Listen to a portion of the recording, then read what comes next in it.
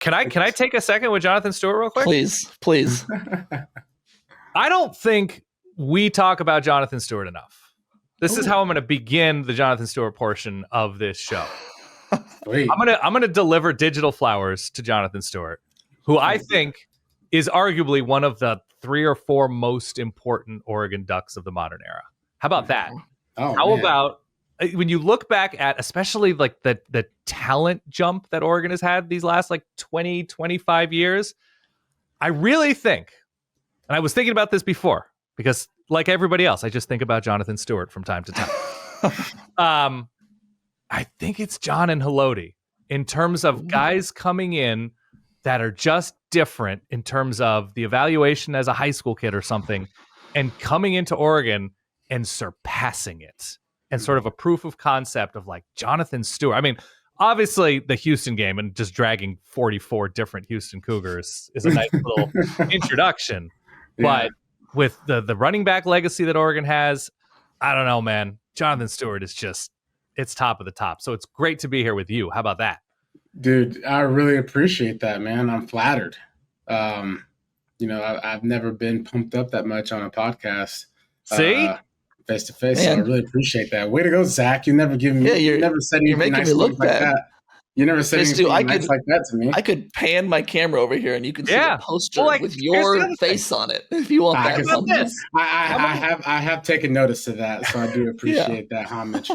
How many quarterbacks handed the ball to Jonathan Stewart during his 3-year career at Oregon and still putting up numbers? 5? 6? Justin Roper. Cody Kemps? Nick Hosta? Kellen Clemens? Yeah. Dennis? Brady? That's a lot. And basically like 2 and change years of playing running back. Because I think Kellen Clemens? Kellen Clemens, he goes down in Tucson. Yeah, I don't know. And then to punctuate it with the game against South Florida, I mean, what are we talking about here? Dan, when were you at Oregon? What years were you at Oregon? I just missed, Jonathan. I was 01 to 05. So my freshman year was the Joey Fiesta Bowl year. Things got bleak, then things got brighter. Yeah. That's fun. Yeah. How was that? How was the Fiesta year for you? Great. Yeah. It was a terrible freshman year for me personally. I attempted a long distance relationship as a freshman in college. Guys and gals, don't do it. That's just for me to you. There are plenty of fish in the local sea. You don't need to do it. She broke your heart? Oh my God, yes. Absolutely, yes. Shame on you, whoever you are. I know, I agree. I'm from Southern California. Do we want to address her by name? We don't, because I made peace with it. I'm now happily married. I have 2 beautiful young boys. We're great. But that's awesome. The thing that Oregon season though was actually a bright spot because I'm from Southern California. It's sunny. There's no winter. There's no nothing. It's just the best. And then I come to Oregon and I'm like, well, I visited in May. It was gorgeous. And then November hit and I thought to myself, this is different. This is gray. I wonder how long this is going to last. And it kept lasting. Long time. Oregon football was a figurative bright spot that freshman year. So it was great. That year was great. I remember the Fiesta Bowl in incredible ways. The whole season, other than that Stanford game, was amazing. My first Oregon game was like the overtime or last second win against USC, which was great because all my buddies from high school went to USC. So that Fiesta Bowl year was great. Next couple years weren't as great, but into the like Gary Croton spreading things out, Kellen Clemens coming into his own, the receivers, the crazy Oklahoma game with the onside kick, which seems to me was legit. Seems to me from my vantage point in 2005. I didn't even see it. Yeah, who's to say? So no, it was a good era, and then when things went spread, it was great. So nothing but good times. Oh, sweet, man. Well, let's get back to spring football a little bit. That was a good tangent, though. I enjoyed that. Yeah. I'm curious, we always see breakout performances in the spring game. A few years ago, it was Troy Franklin as a true freshman. A couple years ago, Tez Johnson kind of transferred in and announced himself. If you could pick 2 or 3 players, who do you expect to leave on Saturday? Be like, oh, okay, that's someone who will impact the team this year. DeCoria Moore, in terms of a new player, all reports are just like, yeah, he's that guy. He is, and especially given the speed and size, you could see them using him, moving him around the offense a little bit. That's one I expect. I left last season really high on, I think it's now Dink Riggs, but DeJuan Riggs at running back. Just a little bit of like LaMichael wiggle. You don't want to fully assign somebody that, but there is something there that like hits the lane hard, has really nice vision.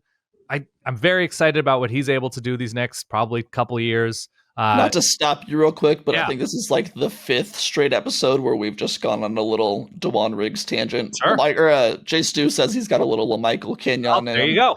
Yeah. Jeff Schwartz last week said he was the best player on the field last year in the Washington game when he was on the field. So he was running against Washington's like 2 exactly. 3, so maybe Jeff didn't care. No, Jeff never.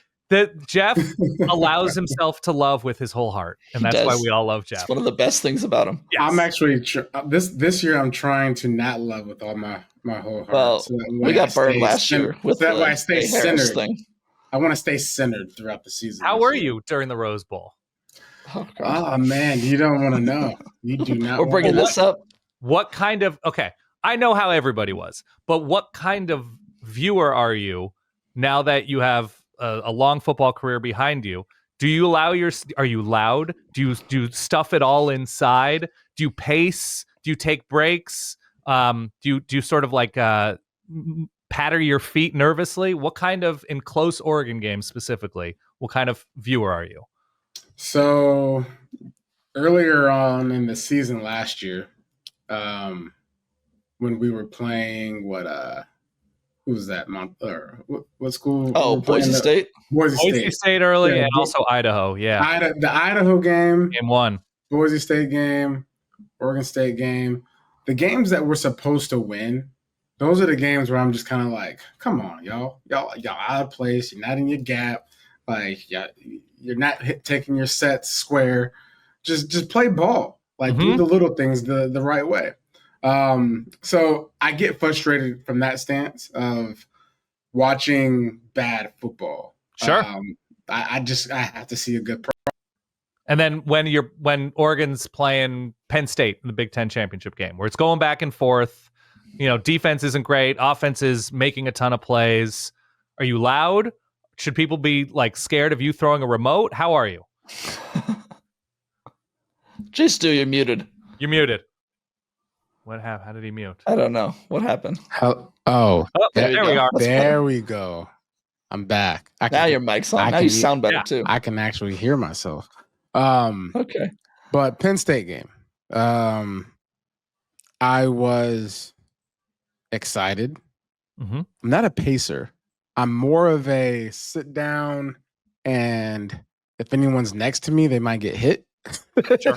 Yeah. Oh, yeah. Did you see that? Or not assaulted. Yeah. Just accidentally positive experience. Yeah. But I am a little bit animated, but more on the sense of when guys are just not playing good football.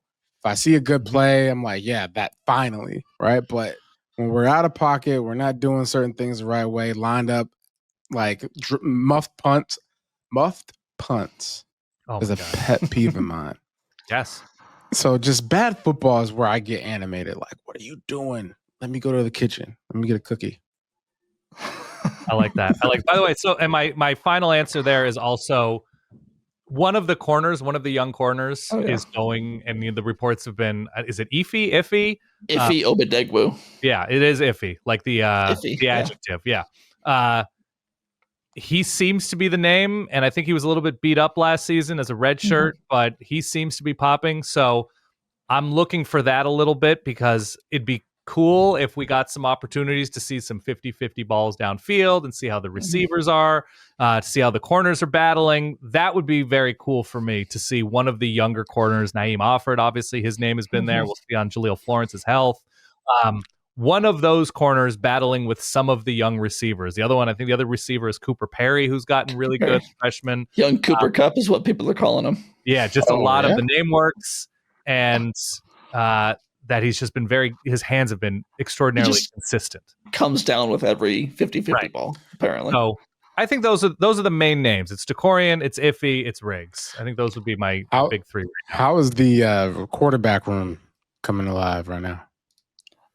Don't know. They're not letting us into practice all spring, but then they announced yesterday that all students are welcome to practice today. So, but I mean, you guys aren't connected. You guys aren't connected to a grapevine or anything.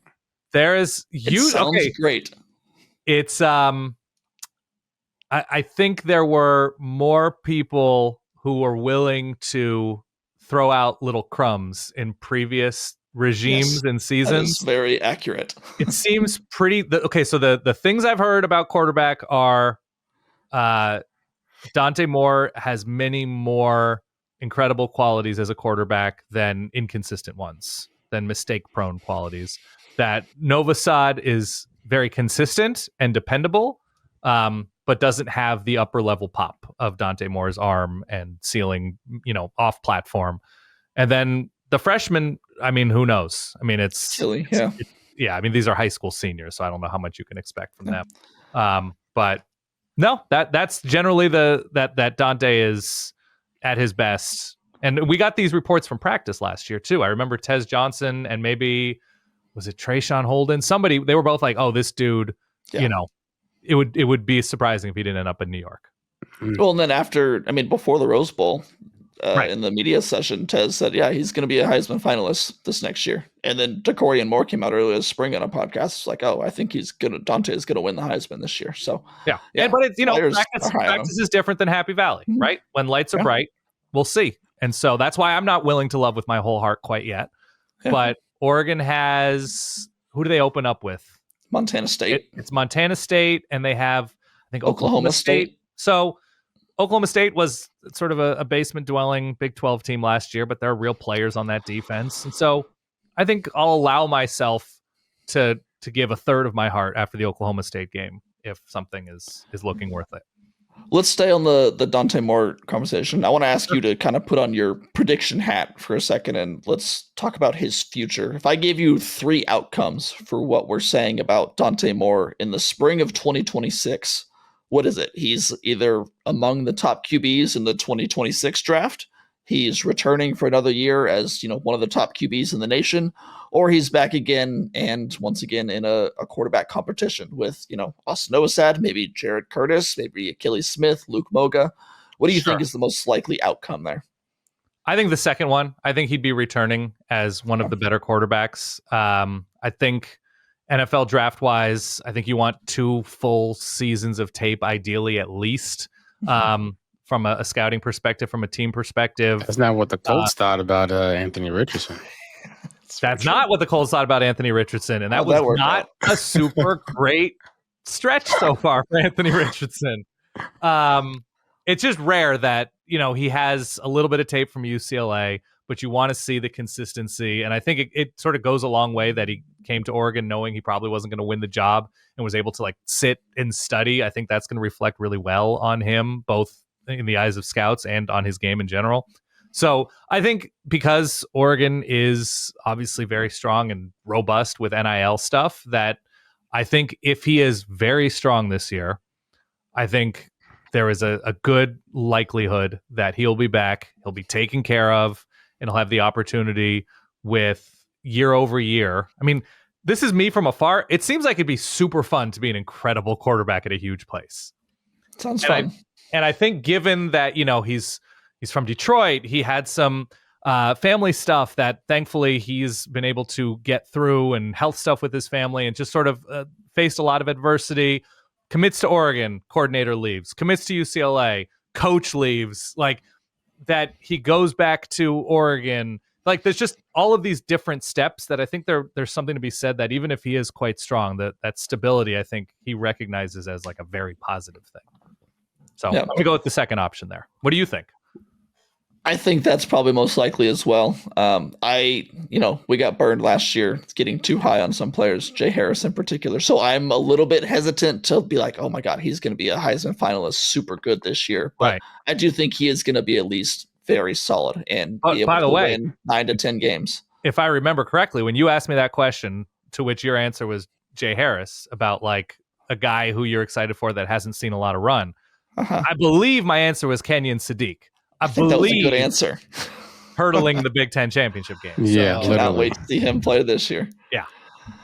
What do you think about Austin Novosad, though? It feels like he is too talented of a quarterback to sit behind someone for his entire career, college career. Right. Like I don't know that he's going to ever be a starter at Oregon. He could surprise us this year. Who knows? But it feels like for the benefit of him, I want to see him transfer just because I want to see him play somewhere. Yeah. I mean, I don't have any thoughts on him because he has not thrown a meaningful throw in a game. Yeah. And so I don't know how good he is. Obviously he has stuck around because, he's been taken care of. I'm sure likes Eugene on a certain level, likes being on this team, likes this culture on a certain level, feels a connection to it. So I think that's great and admirable. But yeah, I don't think there are a lot of 4-star quarterbacks who are just career backups without giving it a shot either somewhere else, somewhere smaller. And I if I'm him, I'm assuming he's received assurances that no, this is a legit, quarterback competition. We are not just handing it to Dante. We are just not saying, this is yours to win and yours to take. But at the same time, Dante Moore is probably being paid like a starter. And so that calculus is probably difficult for, Austin Novosad to sort of rectify. So, I have no opinion of him, but I hope he shows out and, makes this pushes Dante Moore and, gets paid somewhere else, like you said, so he can show off what he can do. Well, it's kind of like the Ty Thompson thing. We thought the same thing about Ty Thompson for years, and then he went to Tulane, and now he's a tight end. So he's a tight end, but I don't know what to expect there. But it's also super valuable to have a quality backup quarterback. So I don't know. Do you guys think that the day and age of quarterbacks or teams, college teams, wanting to stick with a quarterback for a lengthy period is gone? Like, for instance, wanting to house, a Dante, for 2 years when there could possibly be a better quarterback out there in the market. But if you go and get that better quarterback on the market, then it kind of ruffles feathers within the locker room, that whole type of thing. Do you think those days are here, or what's your thoughts there?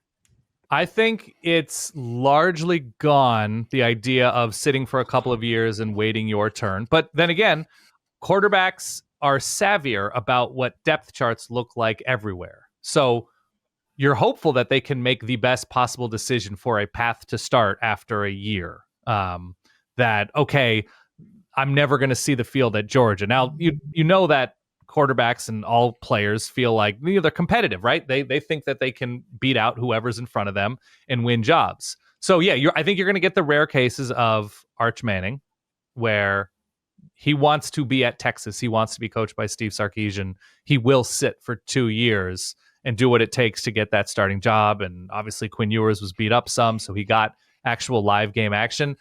But yeah, it's hard to see because I think a lot of coaches are sort of skittish about starting true freshman quarterbacks because they don't want to put them through the ups and downs and give them time to sort of develop. But yeah, the idea of coming in, playing, like doing a Trevor Lawrence, like that's a good recent example of starting halfway into your true freshman year, winning big, playing a couple more years there, so 3 seasons worth, and going to the NFL draft. I think that's sort of a unicorn situation. Like, it's hard to see many quarterbacks starting for more than 2 years unless they are immediately great as a true freshman at any really big place, because we're sort of in that like Tinder, Bumble, Hinge era of like, yeah, this quarterback is pretty good, but we've been hearing rumblings about X, Y, and Z entering the portal, so I'm going to keep swiping. A good test case for this will be Bryce Underwood at Michigan. I mean, coming in as a true freshman, is he going to be? I mean, if he's good enough, that's going to be his job. But what happens if he doesn't get the job? He's a literal high school senior right now. Yeah, literal high school senior. Michigan wins a national championship a year and a half ago or whatever, and it's just, in terms of maturity, I only speak for myself. The idea of stepping into a major program when you are days in front of hanging out at Jack in the Box with your friends in the parking lot in high school. And then suddenly like being able to command a locker room full of 20, 21, 22-year-olds, now 23, 24-year-olds, whatever. I don't know that it's a good thing for anybody of that age to be, to at least, and Michigan has a transfer quarterback in from Fresno and Mikey Keene. I think they're looking at maybe Iowa's quarterback right now. There was some rumblings about that. Like, I don't know, give him half a season, 2/3 of a season to just sort of know where his classrooms are, to know where the bathrooms are, to know what, the analysts' names are. Like, you're right, it's a good test case, but it's so rare that somebody really thrives by getting the ball in late August. Well, and to have millions of dollars at your disposal while being that young. And you got to pay taxes now. This world. Got to pay taxes, got to figure out what you're doing with all that money immediately and how to be responsible and the expectations. And he's already he's whatever he is, 17, 18 years old.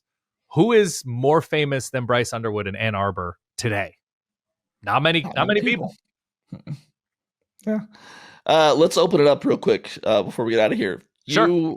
You guys have a national scope on your show. You're focused on college football as a whole, not just Oregon, obviously. The answer to this question may be nobody, but I'm curious, who do you think the quote-unquote Indiana of the Big Ten will be this year? That team that no one really sees being a major player at the end of the year, but they could end up surprising someone and making some noise. Do you think there is that version of a team this year in the conference? An Indiana. So the full story is, Indiana comes in, they have all these new players that their roster is overhauled. The schedule is advantageous other than the game against Ohio State. I don't have all the schedules in front of me in this moment. I haven't memorized it. It's April 22nd. Who is that team? I'm intrigued by Washington because I think their quarterback could be good, Damon Williams.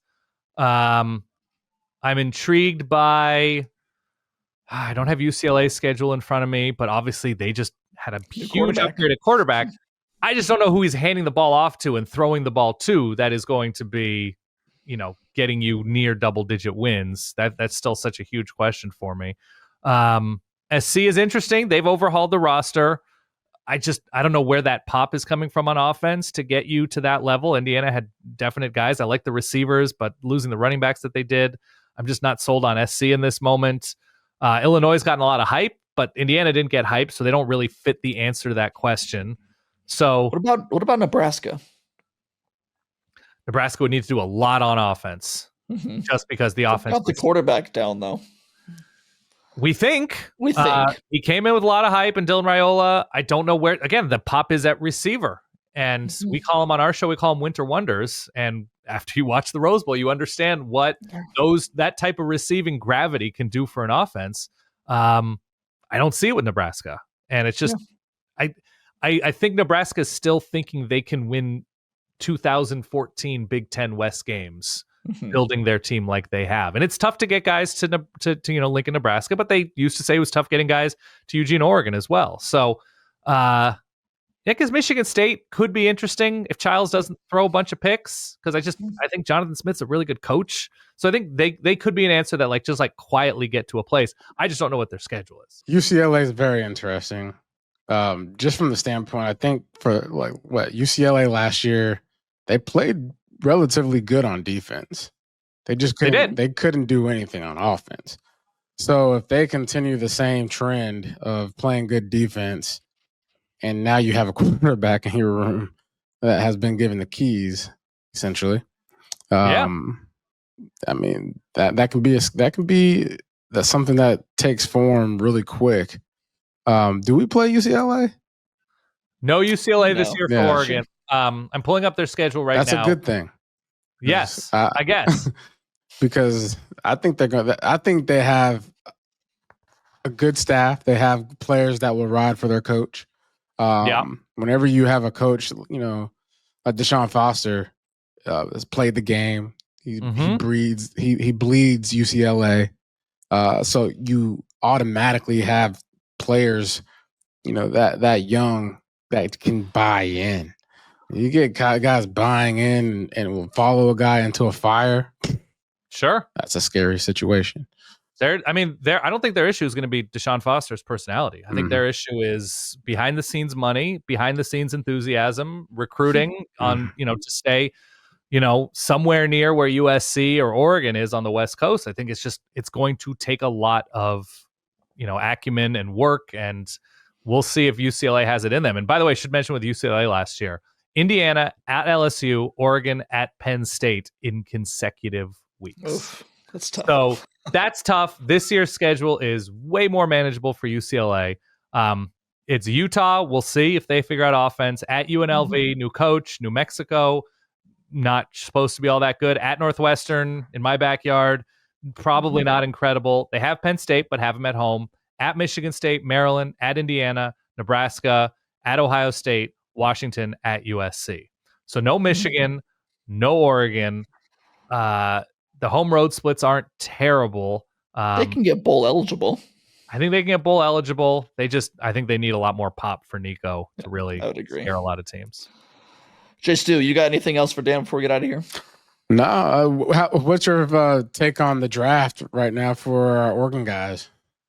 We talked about it a little bit, but I feel really good. I mean, Derek Harmon was such a joy last year. When you have interior pass rush, it opens up so much. So I think people are very high on him, including me.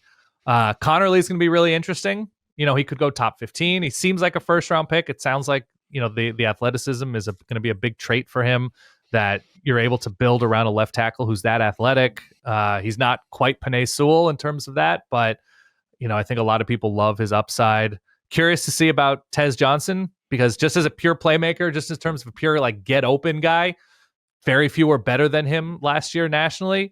But how do you get from 160 to 185? Because as you know, not a lot of 160-pound receivers have long, successful careers in the NFL. So his is just a question of frame and build. But yeah, if he can get in the right situation, put on some good weight, I think that could be super interesting. Maybe late second day, somebody takes a chance on that upside. So no, there's a lot. I talked about Jabbar Muhammad. He had a great game against Ohio State. One of the few guys who did.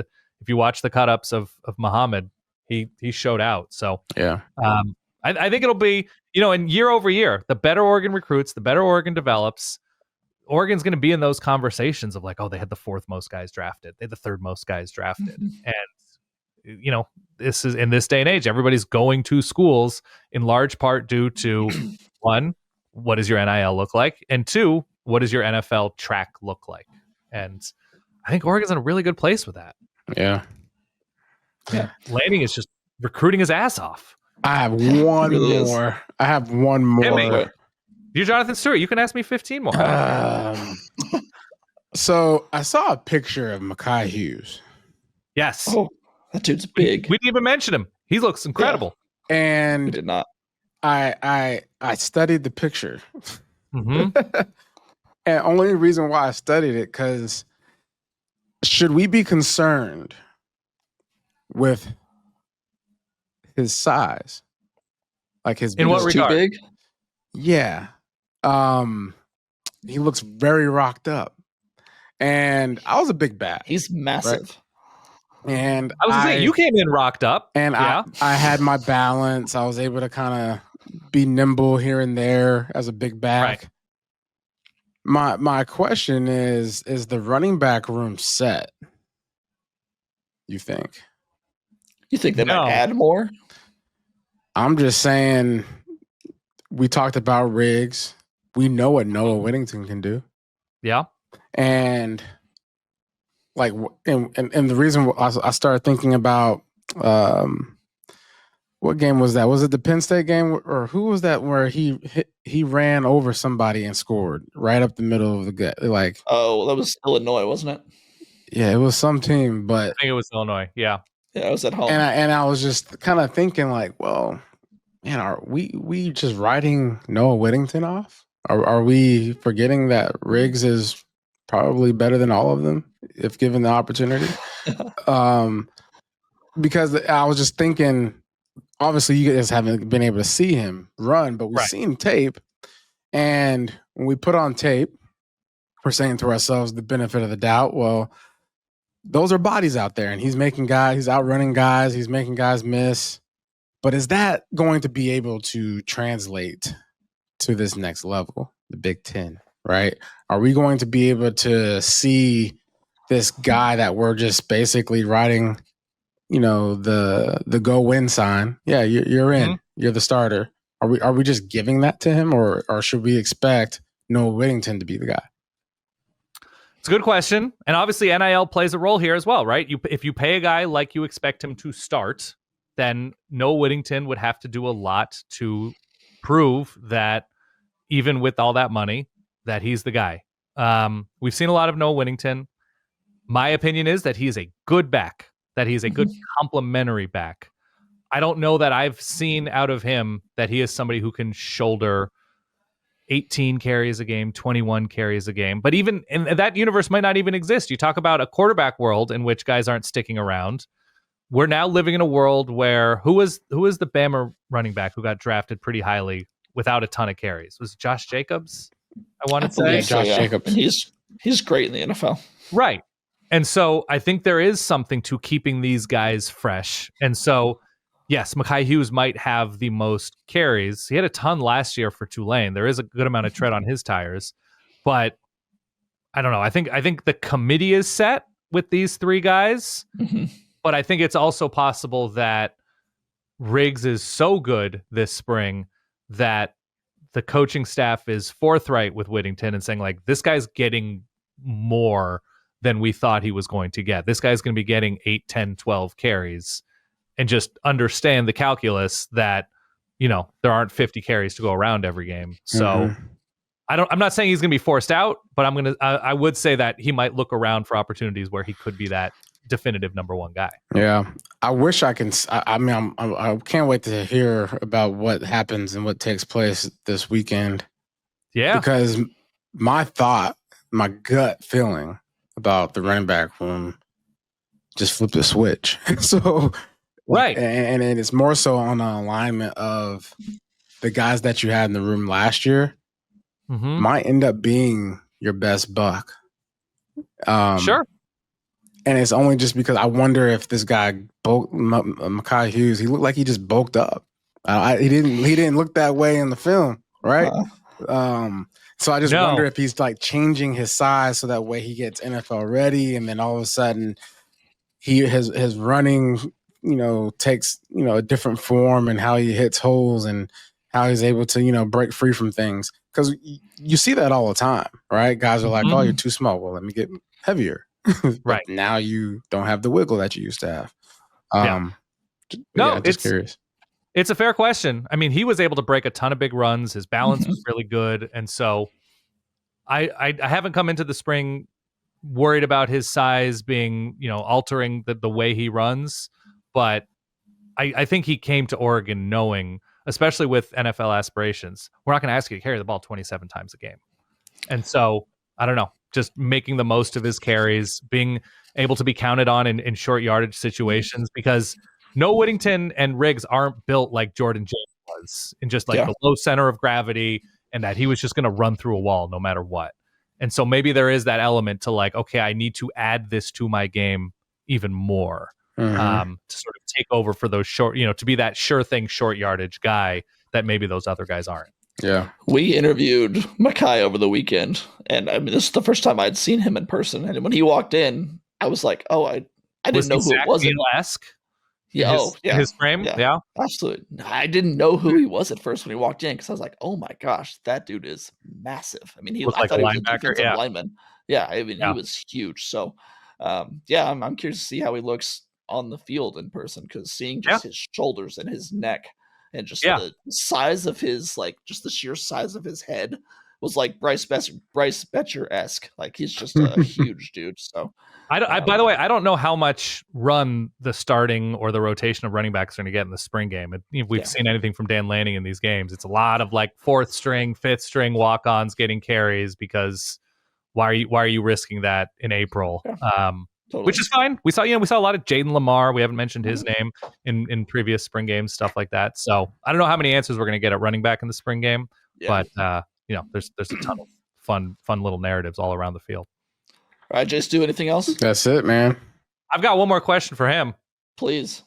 Have you been to, because I'm just an enormous pizza dork. You're in Charlotte, yes? Yes. Have you been to Bird Pizzeria? Oh yeah, it's the best pizza in the world. Is it? I sort of chart out. Oh, I chart out and map out pizza spots around the country that are just like on my when I'm there, I need to get there list. And Bird looks immaculate. Yeah, we know the owners, and they seem great. They have a diamond, like, period. Like, you literally have to order like weeks out. Is that true? Yeah, you have to order weeks out, and you can chance it to like have a walk-in, but that won't ever happen. But you definitely should, if you're in Charlotte, get you some pizza. It's Bird the best pizza. Pizzeria. It's the best. Are you close enough that it can be like a regular thing for you? Or it's like special occasion pizza? Okay. Yeah. But like, I tend to keep things humble over here. I don't want to outstay my welcome in places like I hear that, you know. I keep telling our friend Jeff Schwartz to go to Bird Pizzeria, and he hasn't been yet. Yeah, he doesn't need pizza right now. He needs to make sure he watches his diet. Yep. Keep burning the cows. Yeah. All right. Fair enough. That was my final question. And Jeff, that's me great. Just being a good teammate. That's true. He's always looking out. All right. Well, let's wrap it up there. Guys, I implore all of you to go out and find Dan and his co-host Ty Hildebrandt on the Solid Verbal podcast, verballers.com. I'm not just saying this like for my money. It is the best college football podcast out there. I listen to every episode. I love it. I'm a big fan. So thank you so much. Dan, thank you for coming on. I really appreciate the time. Talk some Oregon football. Let's do it again next year, huh? My pleasure. Absolutely.